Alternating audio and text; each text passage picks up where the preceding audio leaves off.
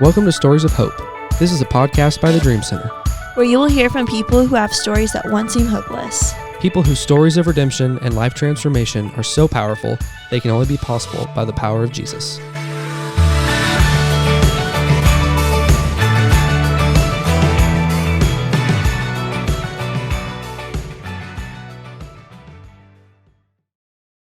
Hey everyone, welcome back to Stories of Hope. I'm Sarah and this is Brady. Hey guys. And this week we got the opportunity to talk to Adora, who just recently joined our Dream Center team. Hey Adora. Hi, Sarah. How you doing today? Good. Good. So tell us a little bit about your role and what you do here at the Dream Center. Yeah, so I'm the admin assistant for our Opportunity Village program.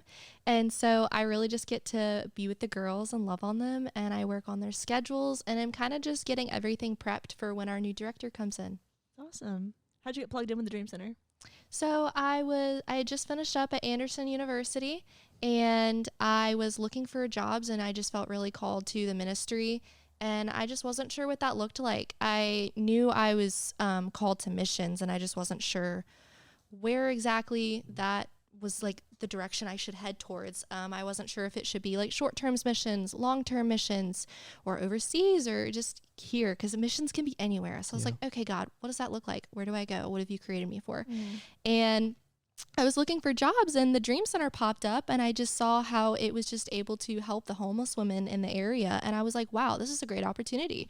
And I poured into that job application more than any of the other jobs I applied for, because I was like, wow, this is awesome. And I just got to talk about Jesus. And when I talk about Jesus, I talk for a long time. So I just was able to pour into it, and I got an email back and just got to interview, and I've just been here, and it's been amazing. So I love that. Feels like you've already been here for way longer than you actually have been. I know. It feels like every, like the team as a whole, like this is a very unique group of people that just like have connected very well, really quickly. And like we've got to, even the last few months, just with what's happened on campus as a whole, it's been really cool.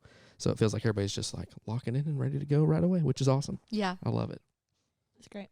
So tell us a little bit about your story. Kind of what would it look like? You can talk about a time you met Jesus, or like a time that you've had to walk through something that was difficult. Just whatever story you felt like to share today. Yeah. So I grew up in the church. I grew up as a Christian in a Christian household.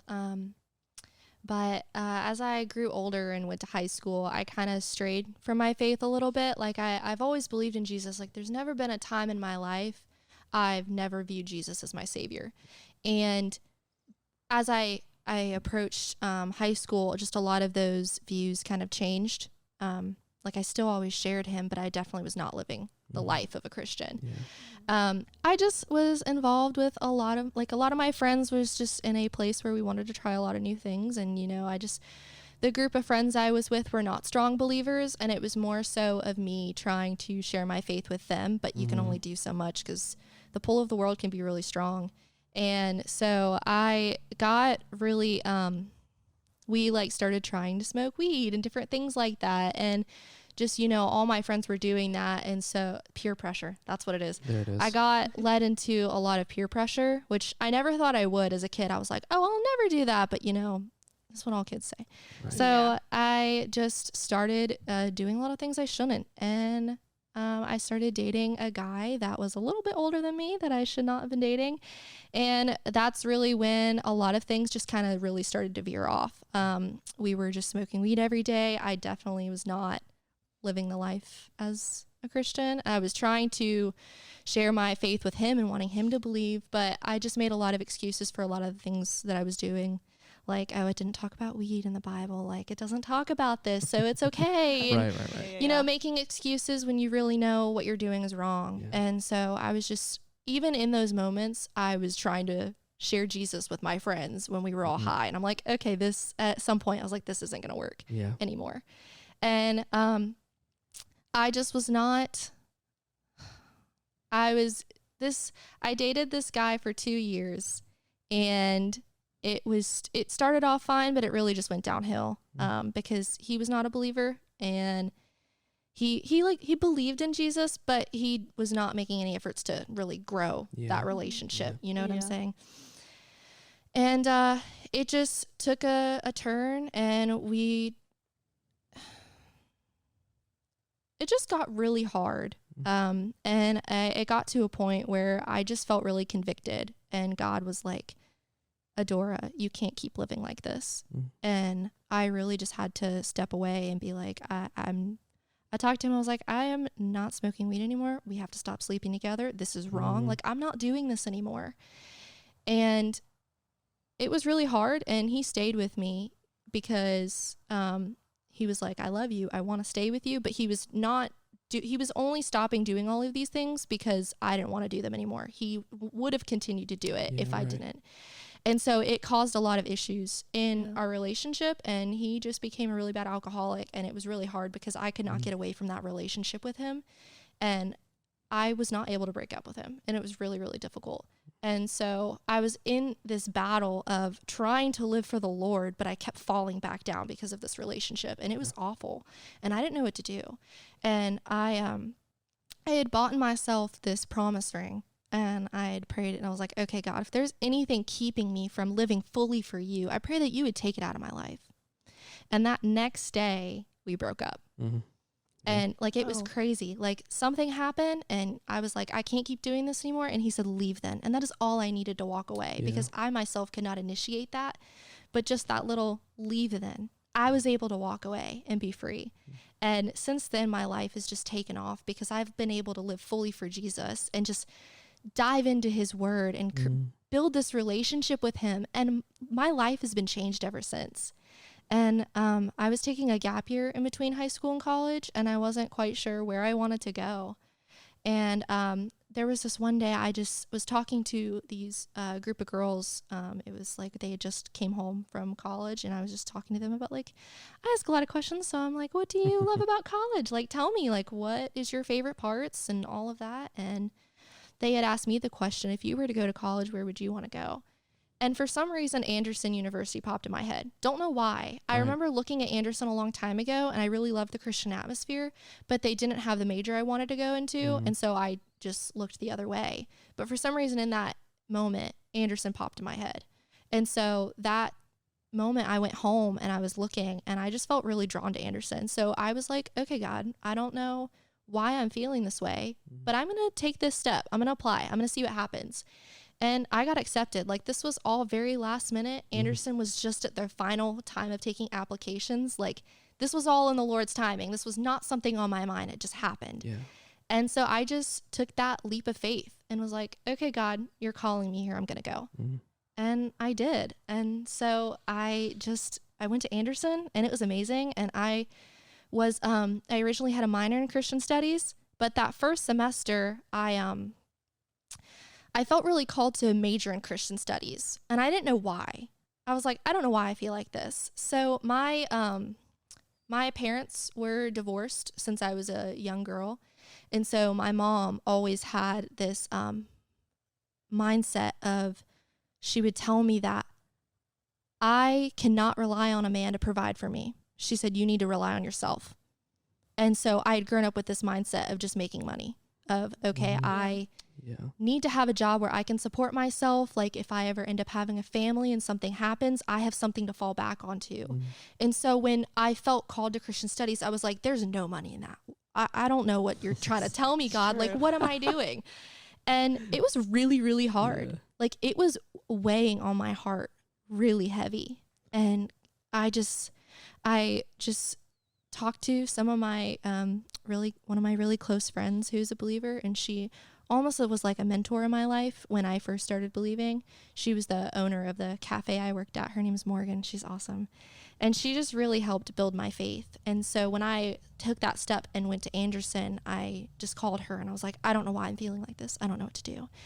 And she told me, she's like, I think you know what to do. She goes, but I want you to know either way God can use you. She goes, but I think you know the right path to take. So I switched to Christian studies, and I'm not going to lie, it was very hard. I underwent a lot of spiritual warfare, and it was really, really difficult. I underwent a lot of depression. I lost the whole group of friends that I had from the semester before, and it just felt like my life was falling apart. And I was like, God, I don't know why this is happening. And it was really hard. And so I just continued on and did the best I could, because I knew, okay, this is where I am meant to be. Like, I'm doing what God's called me to be, and Satan doesn't like that. He doesn't want us to do what God's called us to do, because you have no idea the influence it could have on people's lives. And so I just, it was a lot. It was hard. And I just had to keep pushing and saying, okay, God, I trust you, and I know I'm here, and I'm doing this for a reason. And so I just kept going, and I didn't complete Anderson. I didn't go for all the 4 years. I was only there for 2 years because it got really difficult. And I'm not going to lie, Anderson is an expensive school. I love Anderson to death. I wouldn't regret anything, but it's expensive, and I just couldn't keep affording it. So I had to take that step away, and that's what really led me here. Because if I had not taken that step back, I wouldn't be here at the Dream Center. And I'm like, this is a job that I would have even with this degree, you know? And God's just been so faithful, and I've just been able to see him move in my life, and it's been awesome.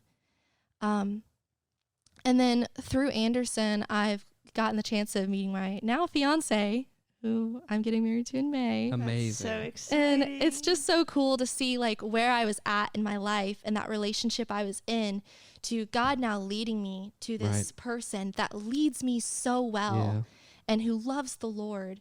And when I got out of that really bad relationship, I was like, okay, God, I'm giving this all to you. I'm not going to push anything. I'm not going to look for someone. I'm going to wait for the person that you have for me. And that's what I did. Anytime I had like a crush on someone or a potential relationship, I was like, okay, God, first I'm giving this to you. If this is meant to be, then allow it to happen. But if this is not the person that's meant for me, then take it away. I don't want it. I don't want to have anything to do with it. And so when it came to the time that I met Daniel, I prayed about it, and it was just confirmation after confirmation. I was like, okay, what's happening? And it's just been a dream. I mean, I feel like I'm in a movie almost every day when I'm with him. And it's just really cool seeing how God gave me someone who just like loves me and loves the Lord. And that's the most important thing, is that we are living for Christ. And because we're living for Christ, we can come together. And he's also so tall. Yeah, he's 6'4". He's pretty tall. He is. He's so he's nice. really tall. First time I met him, I was like, wow, you're tall. Got it. Which is definitely a God thing too, because when I got out of that relationship, and I was like, okay, God, if I ever do have someone, I want them to be tall, because I'm tall. I'm 5'9", and so I was like, it'd be nice to have a tall guy too. He's like, Lord, I don't want to ask for too much, but I don't want to ask for too much. Ask for too much. Well, he provided. He did. But that also brings me back. I forgot to mention too, when it came to switching to Christian studies, I didn't tell my mom at first because I was so scared. I did not, because I knew she was going to be like, Adora, you did what? And that's exactly what she did.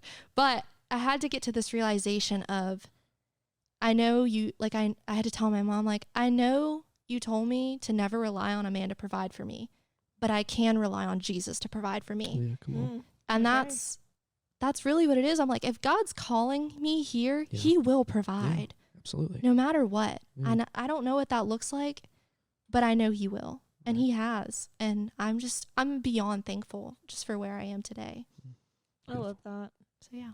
Kind of thing I'm like kind of picking up through a lot of your story. It kind of like, for me, like it kind of looks like a lot of like community of like, you know, the friends that you had when you were smoking weed but trying to follow Jesus. Yeah. And then you also talked about the group of friends that you lost from one semester to the next. So like when all that time, and you talked about like your friend Morgan from the coffee shop. Yeah. So how was it, not necessarily saying that you were following Jesus by yourself, but how did you like manage doing that and like staying firm of like, you know, this is what I want to do, and then doing it? You know? I mean, to be honest, it was all God. Even from the start, because I feel like in most people's testimonies, and obviously not all of them, they usually have someone that kind of points them back on track to living for the Lord. But for me, it was like, that was Jesus. And like a big part of my testimony is the parable of the lost sheep. You know, like he left the 99 to find me, you know? And I just like, I resonate with that a lot, because it's like, wow, Jesus, you sought me out. Like I was lost. Like I thought I knew you and I did not.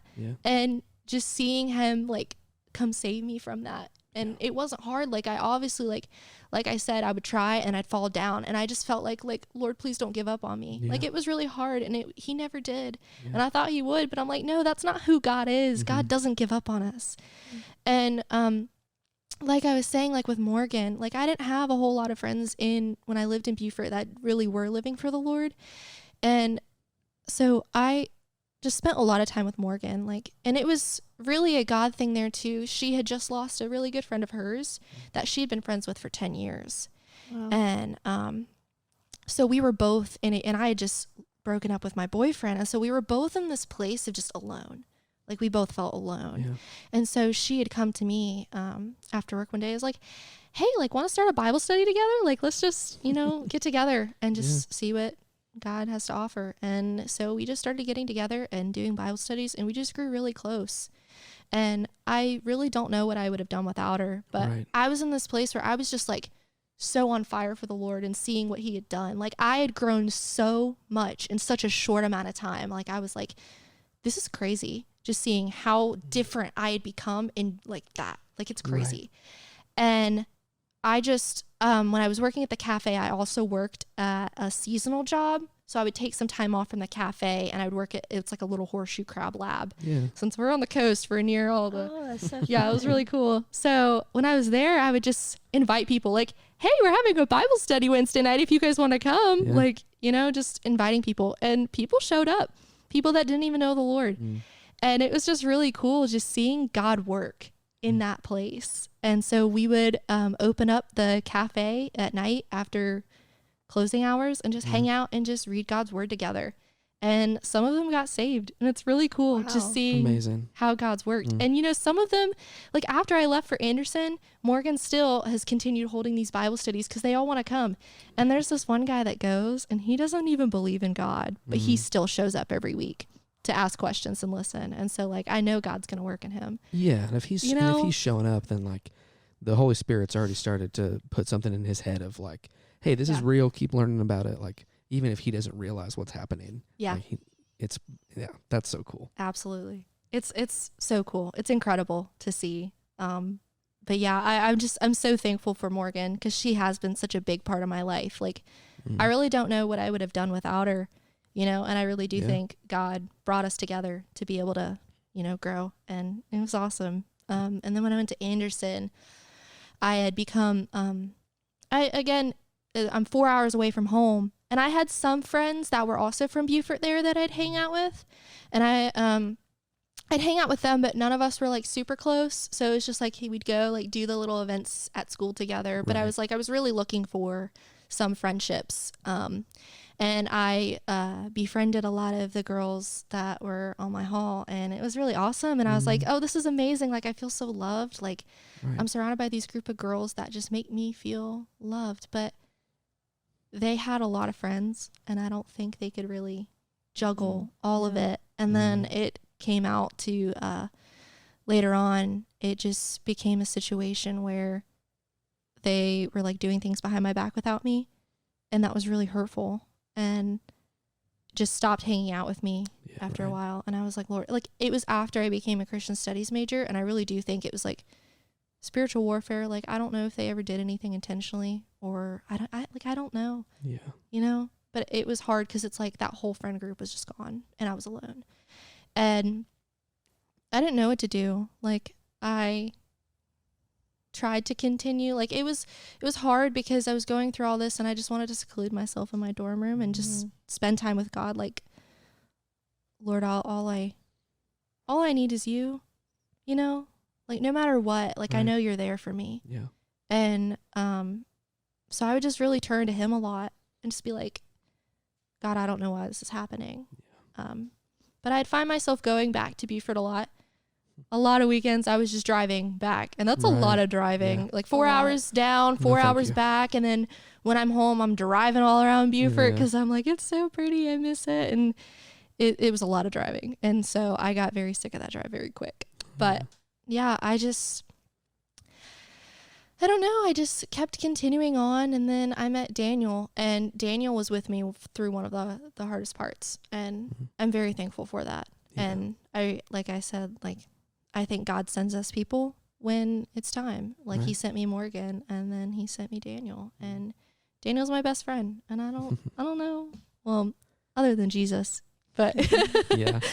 I think there's also so much encouragement in Jesus's life on earth to where like he had 12 great friends. I'm sure he had obviously way more of like, aside from the disciples, the Marys and the, all the other ladies that were part of his ministry as a whole. Like there's so many more people that were involved than just the 12 that were with him for his ministry.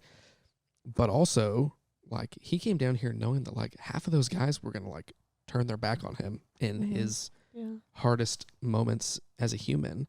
And when I look at relationships and friendships and all these different things, I'm able to see, like, look at the New Testament and be like, regardless of that, like Jesus still chose these people the whole time and knew what was coming for him in regards of obviously death and like being able to provide for us, but also that like Judas would betray him and Peter would turn his back on him and just so much. And they probably doubted him, like all these things. And he still was like, it's worth having these people around.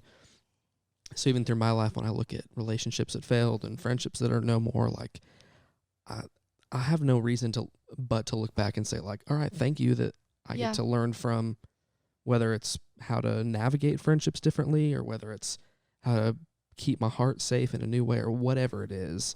There's so much even through the pain. Like I don't know that I would change much of relational like conflict that I've gone through in my life just because of course ultimately it's worth it. Like it's helped shape me today. Yeah. So 100%. Like I often look back at my life and I'm like, I wouldn't change a single thing about my life because I would not be who I am today. Yeah, absolutely. Great. I think that shows the Lord's kindness of taking any bad situation and making something good out of it. Yeah. Yeah. And if you didn't make something good out of it, if you didn't become, a better version of yourself or a stronger follower, then bad stuff would just happen just simply because they happen. Like there would be no good from it. Yeah. I think it just shows his kindness. Once again, his sovereignty over everything. I love that's the common thread in a lot of these podcasts. Most of the episodes right now. Just his sovereignty. I love it. Covers everything. It's kind of great. So what's the number one thing that you would look back on and tell, high school Adora? Like, what is that thing that you like could go back and say, hey, just remember this or know this? Like a piece of advice. That Jesus loves her no matter what, and that he's not going to give up on me. Yeah. Because I felt like that, but he time and time again showed me he wouldn't. But I guess would remind myself of that. But like I would love to go back and tell her differently and say like, hey, like don't do that. Like it's not worth it. But I wouldn't be who I am right now. Like if that had changed, like as much as I'd love to tell high school Adora, like, hey, don't go do that with your friends, or hey, don't go date this guy. I don't know who I would be standing here right now. Like if it wasn't for the things I had gone through, I would not be probably sitting here with you guys today. And I know like the Lord would have obviously like kept moving in a different way, but I'm really happy with where I am and where God's put me and with the people I'm surrounded by. And it's as much as the pain hurt through it all, God's healed me from all of that. Like I can look back and it's heartbreaking, but I have Jesus with me. Like I have the joy of the Lord in my heart, So yeah.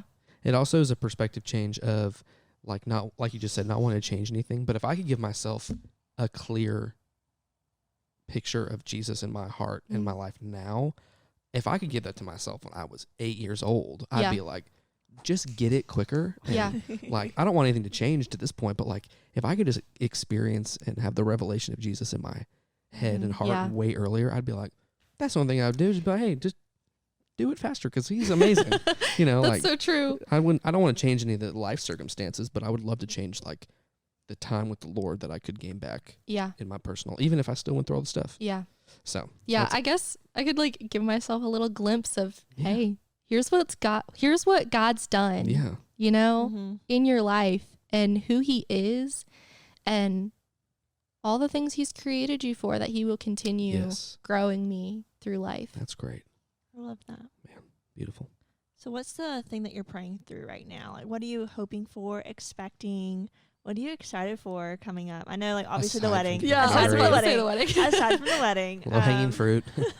Just like with you and Jesus, like what are you praying for? What are you excited for? Yeah, I guess just moving forward, like obviously, yeah, I'm getting married and just looking at future things like buying a house. Like those are all worldly things, but I guess just like praying for my future family. Like I don't know when that's going to happen or what that's going to look like, but like just God, keep continuing to move. Like I'm seeing what you're doing now, Lord. I just want to continue seeing more of who you are.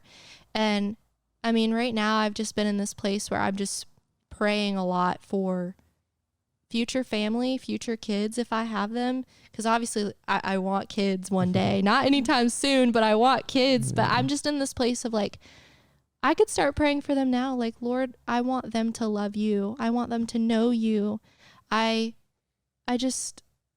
This world is so difficult to be in, you know? I mean, the world is so lost right now and it's really heartbreaking. And so bringing more people into this world, it's like, Lord, I just want them to just show more of who you are. So that's kind of what I've been in praying is like, since I am getting ready for a wedding, it's like, I'm looking at all these future things that are about to happen this upcoming year.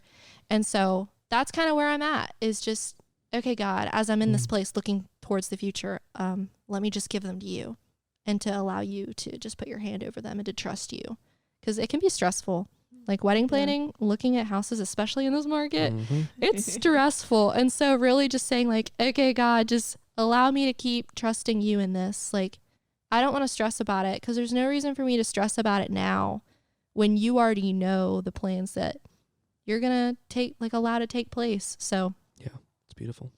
It's incredible. I love it. I love it so much. Adora, thank you so much for hanging out with us and chatting through your story. It was really fun. It's been fun. Great. Great. Well, thank you so much for tuning in, and we'll see you guys next time.